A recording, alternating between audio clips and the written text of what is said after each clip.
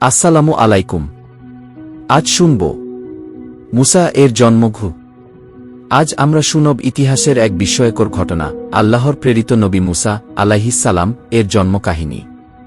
এক কাহিনী যেখানে ভয়, আশা এবং আল্লাহর অদৃশ্য সাহায্য মিলেমিশে আছে। এক প্রাচীন মিশরের দৃশ্য, ফিরাউনের প্রাসাদ।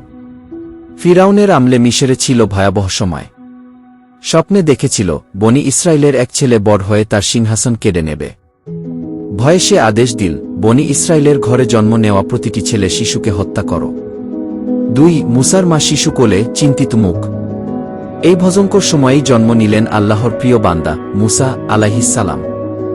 আল্লাহ তার মাকে ইলহাম করলেন, তুমি শিশুকে দুধ পান করাও, আর ভয় পেলে তাকে নদীতে ভাসিয়ে দাও। ভয় পেও না, দুঃখ করো না, আমি তাকে তোমার কাছে ফিরিয়ে দেব এবং রাসূল বানাব। 3 মুসাকে ছোট বাক্সে রেখে নীল নদের পানিতে ভাসানো।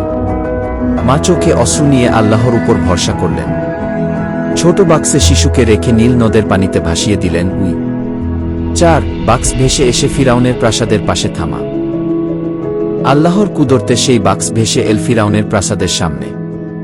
ফিরাউনের স্ত্রী আসিয়া আলাইহাসসালাম বাক্স খুলে দেখলেন এক সুন্দর শিশু। তিনি বললেন, এই শিশুকে হত্যা করো না, হয়তো এটি আমাদের জন্য আনন্দের কারণ হবে। 5 শিশু মুসা দুধ না খাওয়া, পরে মা এসে দুধ খাওয়ানো। কিন্তু মুসা কোনো দুধ মায়ের দুধ গ্রহণ করছিলেন না। তখন তার বোন এসে বলল, আমি কি তোমাদের এমন একজন নারীর ঠিকানা বলব, যিনি তাকে দুধ খাওয়াতে পারবেন? এভাবেই আল্লাহ তার মাকে পুনরায় সন্তানকে ফিরিয়ে দিলেন।